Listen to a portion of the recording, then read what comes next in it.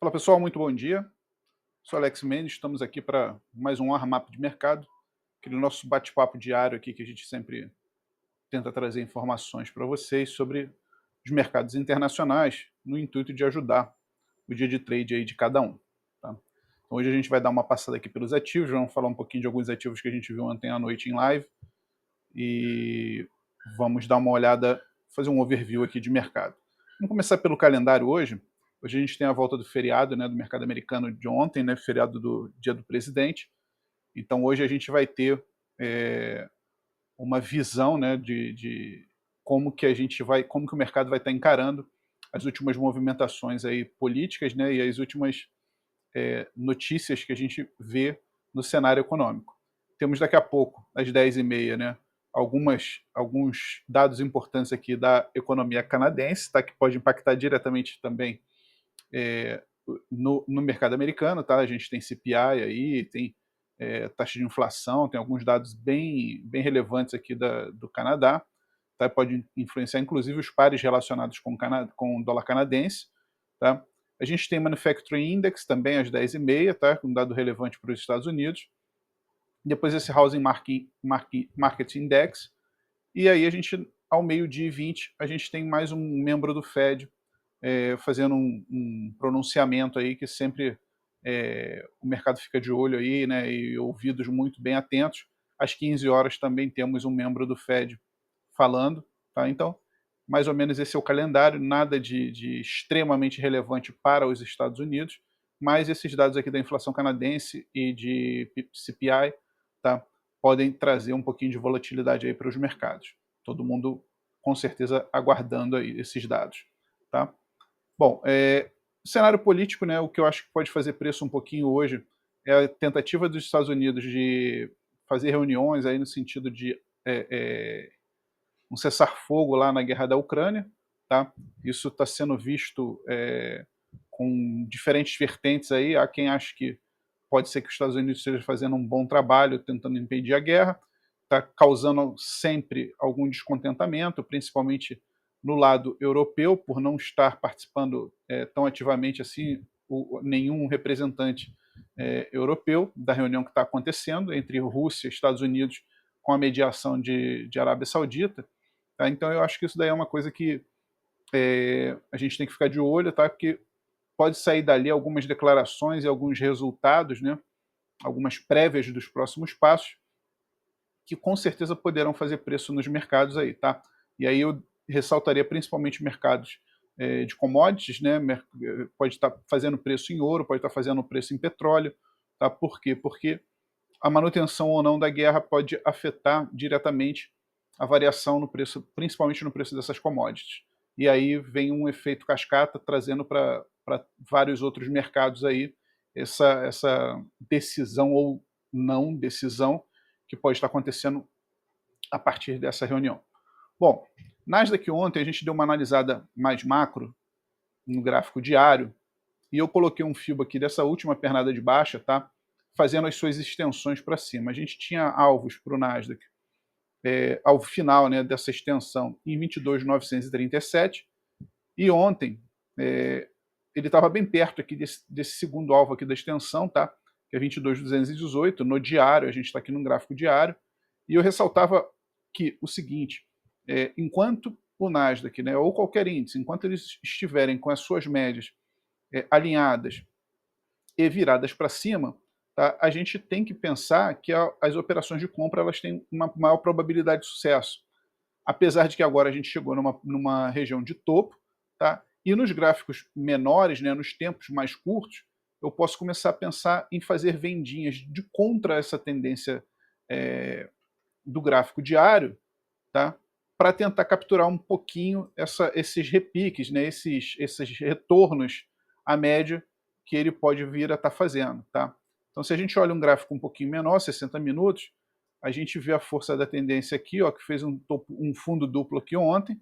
Tá? A gente viu isso aqui, tá, à noite com o pessoal, que no 15 minutos chegou a dar uma entradinha. Tá? Chegou a dar uma entradinha que pagou uns bons pontinhos aqui, ó. Nosso indicador estocástico aí autorizando, né, essa comprinha aqui, né? onde ele faz um reteste na média de 80, fundo duplo, faz um reteste aqui na média de 80 e segue seu caminho de alta. Ainda deu uma outra entradinha aqui às 3 da manhã, tá? Mais tarde aí, que ele faz um rompimento dessa máxima e depois ele vem romper esse topo anterior aqui, tá? De uma maneira bem forte aqui já, e atinge o seu segundo alvo da extensão daquela pernada que a gente mostrou no diário. Então nada mais natural do que ele dar uma recuada, o movimento começou aqui embaixo, terminou lá em cima no fibo, tá? Uma pernada bastante proveitosa aí para quem pegou, quem confiou no movimento. Então, mais uma prova aí de que fibo funciona, tá? E a gente comentou sobre isso aqui ontem à noite.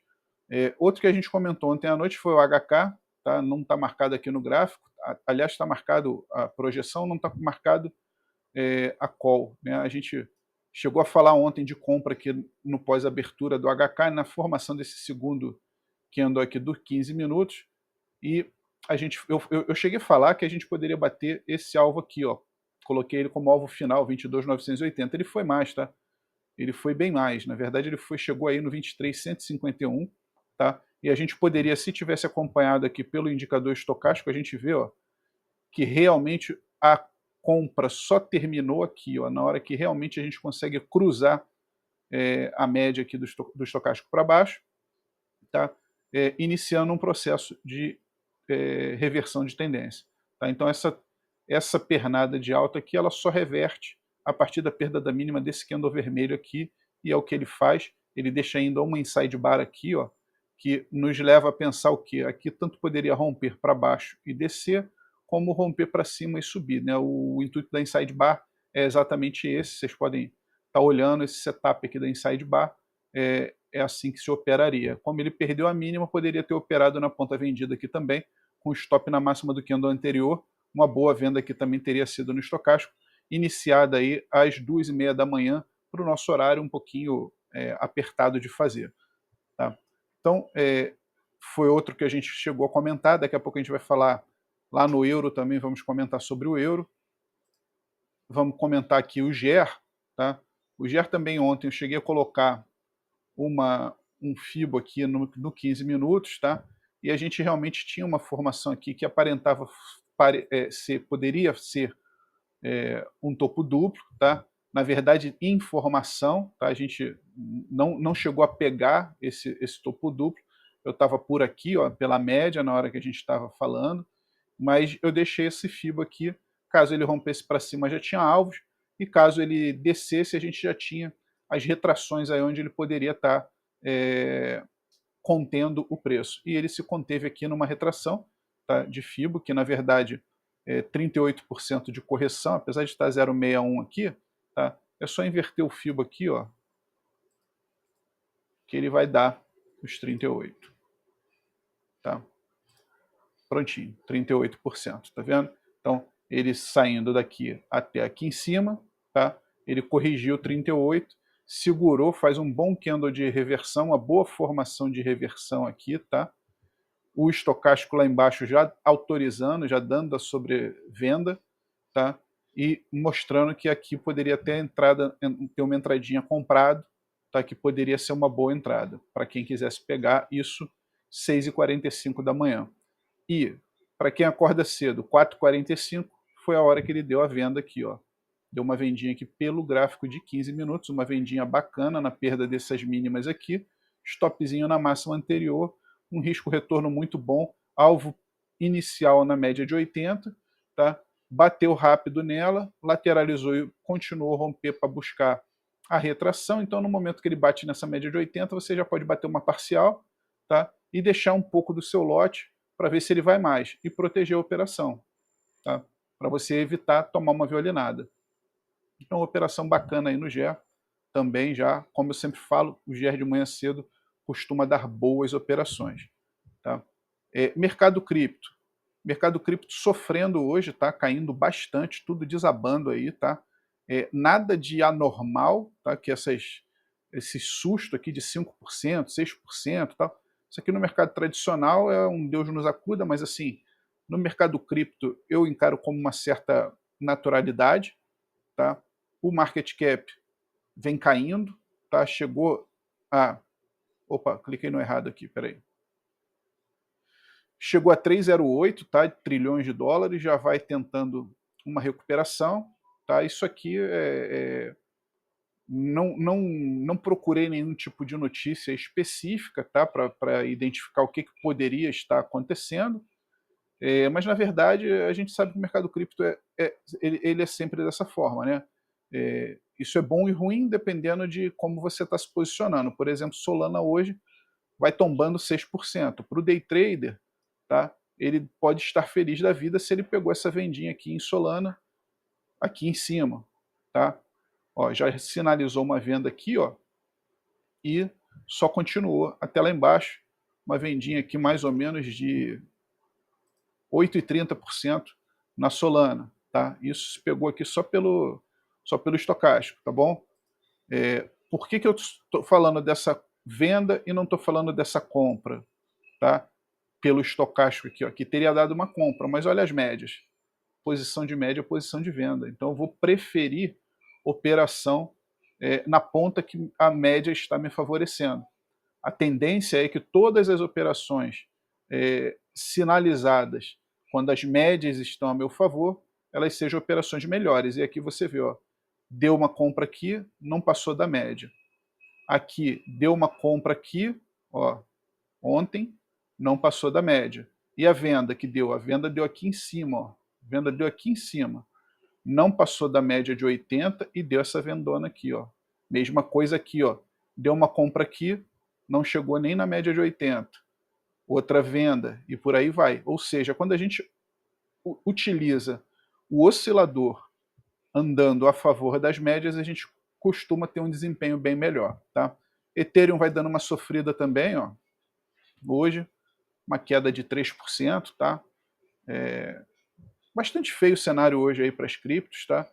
Bitcoin vai caindo 0,5%, mas nada que a gente já não esteja acostumado. 95.800 dólares é o preço atual nesse minuto, tá? Mas como eu já falei várias vezes, para mim Bitcoin é 120, 150 mil dólares o preço, tá?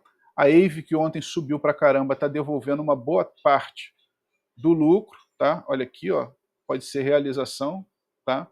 Por quê? Porque ela segurou aqui numa zona de fundo e já vai tentando se recuperar, tá? Então é isso. Cripto, hoje, dia feio, tá? Não adianta ficar olhando cripto aí achando que está perdendo seu patrimônio, não, que na verdade não é bem assim. Falamos ontem do ouro, tá? Eu vou trazer o gráfico de 60 para ficar mais claro.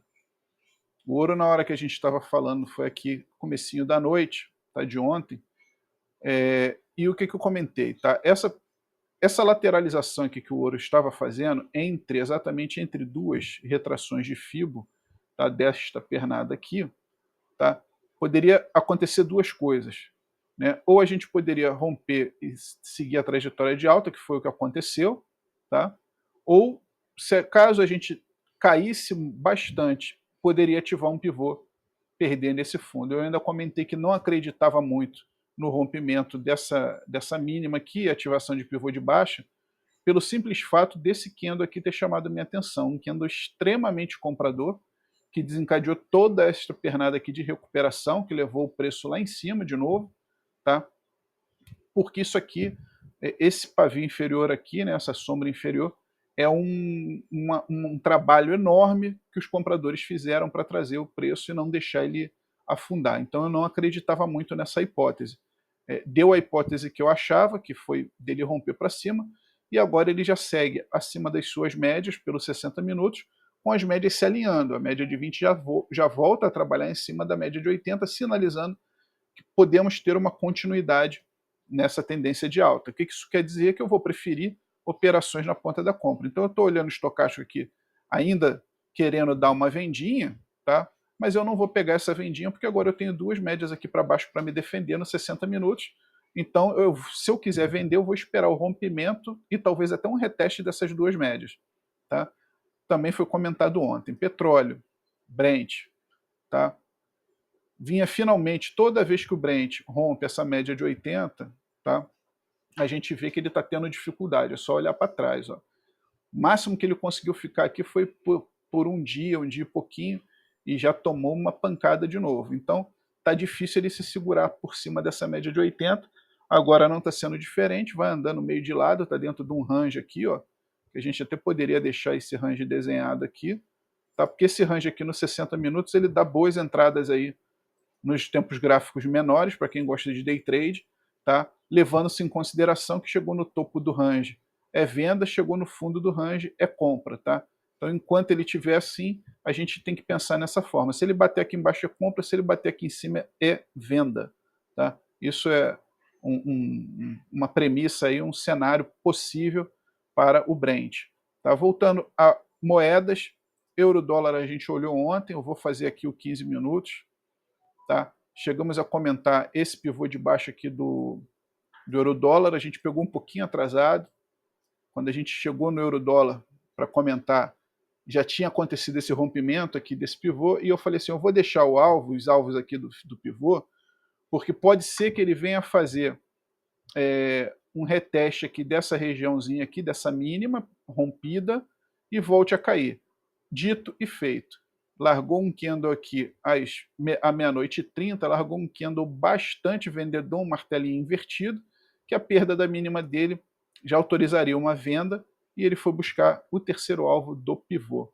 Tá? Então, depois não fez mais nada, pode ver que depois ele tentou subir, mas não fez mais nada, porque pegou essa média de 80 aqui descendente, e vai lateralizado. Eu acho que só vai ter um bom movimento no euro aqui, a partir do momento que voltar o mercado americano lá hoje às 11h30, tá? Ou no momento das notícias aí que a gente já destacou aí no nosso calendário. Tá? O dólar, tá? Você vê o dólar parado, tá? Olha aqui, ó, parado, tem nada para fazer no dólar, média deitada, nada para fazer no dólar, tá esperando realmente o retorno aí do mercado, reabertura do mercado, para a gente ver algum tipo de posicionamento. Dólar JPY deu uma entradinha ontem à noite, essa daqui nós não chegamos a olhar, tá? Ontem à noite, mas deu uma entradinha boa, tá? Bem boa, aqui pelo 15 minutos, e agora também segue lateralizando aí com as suas médias deitadas, embolou na média, ó. Pessoal, embolou na média aqui, principalmente na média mais forte, o mercado está contraído, a volatilidade está bem contraída nesse momento. O que a gente tem que fazer é esperar, porque, como eu já falei aqui algumas vezes, o mercado só faz duas coisas, contrai, expande, contrai, expande. O mercado, quando ele está contraído, o próximo passo é ele expandir. Tá? Então, dependendo do que vem pela frente, ele vai expandir para um lado ou para o outro. Óbvio, só pode fazer duas coisas. Né? Três, na verdade. Subir, descer ou ficar parado. Tá? Então, a gente tem que aguardar para ver qual é o lado que vai ser, para onde ele vai se movimentar aqui, para a gente reagir. Tá? Não adianta tentar ficar adivinhando o movimento, não. Eu não gosto de fazer assim. Áudio JPY, vamos dar uma olhada. Tá? Chegou a dar uma boa subida aqui, agora segurou aqui pela média de 80, então também a média de 80 lateral com a média de 20 lateral, preço trabalhando entre as duas médias. Aparentemente, por enquanto, nada a fazer. Tá? Áudio SD, também de lado, tá? Bem de lado, então nada a fazer por enquanto. Eu acho que falta só olhar o dólar canadense aqui, ó, que daqui a pouco tem notícia, como eu falei, vale a pena ficar bem de olho aqui nesse dólar canadense, tentando formar aqui uma alta. Deixa eu olhar um pouquinho mais macro aqui, tá? Cuidado só com essa média de 80, tá, pessoal? Apesar de que notícia, né, notícia é notícia, né? Pode tudo acontecer, mas cuidado. Tá? Aí já vou deixar um fibo traçado aqui também para vocês, ó, pegando daqui de cima, tá? Pelos 60 minutos, ficam umas retrações bem interessantes. A gente vê que a gente está numa retração dessa pernada de baixa toda aqui, tá? Junto com a média de 80, que pode ser uma resistência a ser rompida. Rompendo, alvos de FIBO já estão traçados na tela, é só vocês acompanharem. Tá? Vamos voltar para dar a última olhadinha no Nasdaq, que é onde eu gosto de fechar. Vou botar aqui o 15 minutos, para a gente voltar no Nasdaq. Tá parado mesmo, tá, pessoal? De ladinho aí. É aguardar, mas por enquanto segue por cima das médias, tá? Bom, vou ficando por aqui, pessoal. Espero que vocês gostem do conteúdo. Me ajuda aí a divulgar esse conteúdo, dando um ok aí, impulsionando aí no TradingView, tá? Que aí mais gente recebe. Muito obrigado, bom dia e até amanhã.